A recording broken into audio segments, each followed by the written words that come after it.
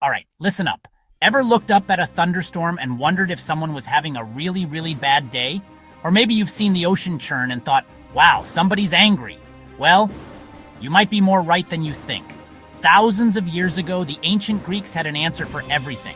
For them, the world wasn't just a bunch of rocks, water, weather patterns. It was a cosmic, chaotic, and totally awesome reality show starring a family of super powerful, super dramatic beings, the gods. This wasn't just bedtime stories for them. It was their science, their religion, their entertainment all rolled into one epic saga. These stories, which we call myths, were their way of explaining the unexplainable. Why does the sun cross the sky? Oh, that's just Apollo driving his fiery chariot? Why did the seasons change? That's a long story involving a kidnapping, some pomegranate seeds, and a very worried mother. These tales weren't just about gods throwing lightning bolts either. They were filled with brave heroes, terrifying monsters, and tricky quests that would make your hardest video game level look like a walk in the park. First up, you have to know about the head honchos, the big shots, the three brothers who drew lots to divide up the world. Meet Zeus, Poseidon, and Hades. Zeus, Poseidon, Hades. They're called the Big Three, and when they get into an argument, the whole world feels it. Their dad was Kronos, a titan who had a nasty habit of eating his kids to prevent them from overthrowing him. Seriously, talk about a bad parent. Luckily, their mom, Rhea, hid the youngest, Zeus, who grew up, came back, and freed his siblings. He freed his siblings after a massive 10-year war against the Titans. After a massive 10-year war against the Titans, the three brothers claimed the cosmos for themselves. Let's start with the king himself, Zeus. He's the boss of Mount Olympus, the god of the sky, thunder, and lightning. When you see a flash of lightning, that's him, probably annoyed about something or just showing off. His symbol is the Master Bolt, a weapon so powerful it makes a nuclear bomb look like a firecracker. Zeus is the king of the gods and the one who tries to keep order, but honestly, he's often the one causing the most trouble. He had a habit of falling in love with mortals and having demigod kids all over the place, which made his wife, Hera, famously furious. Next, we have the middle brother, Poseidon. He rules the seas, oceans, and all the water in the world. He's also the god of earthquakes, which is why they call him the Earthshaker. When his temper flares, you get tsunamis, hurricanes, and whirlpools. Poseidon is a bit of a wild card, moody and unpredictable, just like the sea itself. His sacred weapon is the trident, a three-pronged spear that can command the waves and shatter mountains. He also created horses, which is kind of random, but also pretty cool. So if you ever feel the ground shake or see a massive wave, you might want to check if you've done anything to annoy the sea god. Last but not least is the oldest brother, Hades. He got the short end of the stick and ended up ruling the underworld, the realm of the dead. Because of this, he's often seen as a gloomy, villainous guy, but that's not really fair. He wasn't evil, he was just doing his job, which was making sure the dead stayed, well, dead. His realm was a vast, shadowy place with rivers of fire and fields where ghosts wandered. Hades was incredibly wealthy because all the precious metals and jewels in the earth belonged to him. Of course, the Big Three weren't the only ones living on Mount Olympus. The place was a bustling, chaotic city of gods and goddesses. You had to know who was who. Let's start with the Queen Hera. She was Zeus's wife, and his sister, which was weirdly normal for gods, she was the goddess of marriage. She was the goddess of family. She was the goddess of childbirth. You'd think that would make her sweet and nurturing, right? Wrong. Hera was famous for her jealousy. She could not stand Zeus's habit of having affairs. She spent a lot of her time punishing the women he fell for, and punishing the demigod children he had. Her sacred animal was the peacock. Peacock feathers were said to have eyes to watch Zeus's activities. Then there was Hestia, the goddess of the hearth and home. She was the older sister of the Big Three, one of the most peaceful and gentle Olympians. While others started wars or caused drama, Hestia kept the home fires burning. The hearth was the center of every Greek home and temple. She was the one who blessed it. She was always given the first offering at any sacrifice. Hestia gave up her seat on the Olympian Council to Dionysus to avoid conflict. She preferred peace and quiet over power and politics. Speaking of drama, let's talk about Apollo and Artemis, the twin archers. Apollo was the god of music. He was the god of poetry. He was the god of prophecy. He was the god of medicine. He was the god of the sun. He was the ultimate cool guy, talented and handsome. He drove a golden sun chariot across the sky every day. His instrument was the lyre. His music could charm gods and mortals alike. His twin sister Artemis couldn't be more different. She was the goddess of the hunt. She was the goddess of wild animals. She was the goddess of the moon. She preferred the forest to the city. She ran wild with her band of immortal huntresses. Artemis was fiercely independent and swore off marriage and romance. She preferred the company of her animals and her silver bow. Finally, we have the god of war himself, Ares. If there was a fight, Ares was there. He loved conflict. He loved battle. He loved bloodshed. He was strong, aggressive, and hot-tempered. Most other gods, including Zeus and Hera, didn't like him because he was a troublemaker. He wasn't about strategy or honor. He was about brutal, chaotic violence. His symbol, the spear. His symbol, the helmet. His sacred animal, vultures. His sacred animal, venomous snakes. Despite his tough exterior, he was caught in a golden net by Hephaestus while having an affair with Aphrodite. It was the talk of Olympus for weeks. The Olympian Council was a full house, and every member had a crucial and often dramatic role to play. Take Aphrodite, the goddess of love, beauty, pleasure. According to one story, she was born from the sea foam in a giant seashell, already fully grown and impossibly beautiful. Wherever she walked, flowers bloomed. She had a magic girdle that could make anyone fall in love with the wearer, which caused all sorts of trouble. Though she was married to the craftsman god Hephaestus, she had a famous and long-running affair with Ares, the god of war. It was the ultimate case of beauty loving the beast, and it kept the Olympian gossip columns buzzing for centuries. Paired with Aphrodite's beauty was the brains of the operation, Athena. She was the goddess of wisdom, strategic warfare, and crafts like weaving. Athena wasn't born in the usual way. She sprang fully grown and dressed in battle armor from the head of Zeus after he complained of a massive headache. This probably explains why she was so smart. She was the patron goddess of Athens, a city she won by giving its people the olive tree, a gift far more useful than the saltwater spring offered by her rival Poseidon. Unlike her half-brother Ares, who loved mindless violence, Athena represented the strategic, intelligent side of war. Her symbol was the owl, a sign of her great wisdom. Every family has a handyman, and on Olympus, that was Hephaestus. He was the god of the forge, blacksmiths, fire, volcanoes. He was the son of Zeus and Hera, but unlike the other gods who were seen as physically perfect, Hephaestus was born with a lame leg. His own mother, Hera, was so horrified by his appearance that she threw him off Mount Olympus. He survived and became the master craftsman of the gods, building everything from their magnificent palaces to their magical weapons, including Zeus's thunderbolts and Poseidon's trident. Hephaestus was married to Aphrodite, a match that everyone found odd, the grimy, hardworking god and the radiant goddess of beauty. Last but definitely not least is Hermes, the messenger of the gods. If you needed a message delivered at supernatural speed, Hermes was your guy. He was the god of travelers, merchants, thieves, tricksters. He was known for his winged sandals and helmet, which allowed him to fly between the mortal and divine worlds in the blink of an eye. Hermes was a clever and mischievous god from the moment he was born.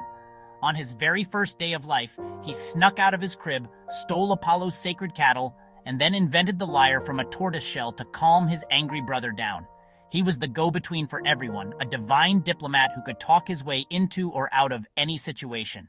Now that you've met the gods, let's talk about how mortals tried to figure out what these powerful beings were planning. You couldn't just send a text to Zeus to ask if you should plant your crops, or to ask if you should go to war. Mortals needed a go-between, someone who could translate the will of the gods into human language. This is where oracles came in. An oracle was a special person or a sacred place where a god was believed to speak directly to humans. It was kind of like having a hotline to the divine, but the connection was often fuzzy, and the messages were almost always cryptic and hard to understand. There were many oracles scattered across the ancient Greek world, dedicated to different gods, but one was more famous and respected than all the others, the Oracle of Delphi. This sacred site was nestled on the side of Mount Parnassus. The Greeks considered it the very center or navel of the world. According to myth, Zeus released two eagles from opposite ends of the earth. They met at Delphi. The spot was originally guarded by a monstrous serpent called Python. Apollo came. Apollo slew the beast. Apollo claimed the site for himself. From then on, Delphi became the place to go to hear prophecies from Apollo, the god of prophecy. People would come from all walks of life. Kings, generals, farmers, everyday citizens would make long, difficult journeys to Delphi to ask the oracle for guidance. So, who was actually delivering these world-changing prophecies? It wasn't Apollo himself sitting on a golden throne and handing out advice. The voice of the god spoke through a mortal woman known as the Pythia. She was the high priestess of the temple of Apollo at Delphi and arguably the most powerful woman in all of ancient Greece. Not just anyone could be the Pythia, she was chosen from among the local peasant women. She had to live a life of discipline and purity. Once chosen, she left her old life behind completely. She dedicated herself to serving Apollo and acting as his mouthpiece on Earth. The name Pythia comes from Python, the giant serpent that Apollo defeated to claim Delphi. The Pythia channeled the ancient mysterious power of the Earth itself, now under Apollo's control. She didn't interpret the prophecies, she was merely the vessel through which the gods spoke. When it was time to deliver a prophecy, she went through an elaborate ritual to prepare. She first purified herself in the waters of the nearby Castalian spring. She drank from its sacred water. She chewed on bay leaves, sacred to Apollo, to help enter a divine state. The centerpiece of the ritual took place in the Adyton, the temple's inner chamber. There the Pythia sat on a tall three-legged stool, a tripod. That tripod was placed over a fissure in the earth. From the cracked, sweet-smelling vapors, the pneuma were said to rise. Modern scientists think these might have been gases like ethylene that induced trance.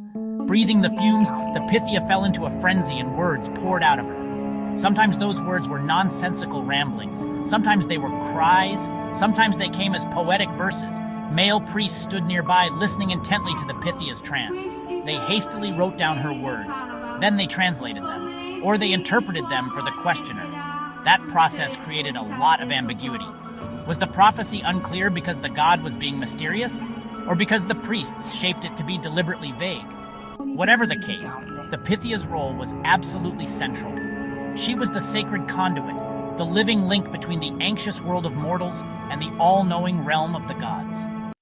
You couldn't just show up at Delphi on a Tuesday afternoon and expect to see the Pythia. Consulting the oracle was a serious and highly structured process. The oracle was only open one day a month. Only during the 9 warmer months Apollo was believed to abandon Delphi in winter, so the site was closed. This meant long waiting lists and intense competition to get a slot. You had to travel to Delphi, which was often a long and dangerous journey, and then you had to wait your turn, hoping you'd be chosen to present your question to the god. Once you arrived, the first step was ritual purification. You had to wash yourself in the sacred Castalian spring, just as the Pythia did. This was to make sure you were clean in both body and spirit before approaching the god's temple. Next, you had to pay a fee and offer a sacrifice. This usually involved a goat. Priests would sprinkle the goat with cold water, and if the animal shivered and trembled all over, it was taken as a sign Apollo was willing to be consulted. If the goat didn't shiver, sorry buddy, your appointment was canceled. Come back next month and try again. If your goat passed the shiver test, you were finally allowed to enter the temple. You would be led into an antechamber where you would wait for your turn. High-ranking officials, city-states that had given generous donations to the temple got to cut the line. Promanteia. Everyone else had to draw lots to determine the order. When your turn came, you would tell your question to one of the male priests who would then present it to the Pythia inside the sacred inner chamber. You, the questioner, were not allowed to see or speak to the Pythia directly. After a tense wait, the priest would emerge with the god's answer. The prophecy was almost always delivered in verse, usually in a form called dactylic hexameter, the same poetic meter used in the Iliad, the Odyssey. However, the answer was rarely straightforward. It was usually a riddle, a puzzle that you had to solve. For example, if you asked, "Should I go to war?" the answer might be something like, "A great empire will be destroyed." The oracle didn't tell you which empire, yours or your enemies.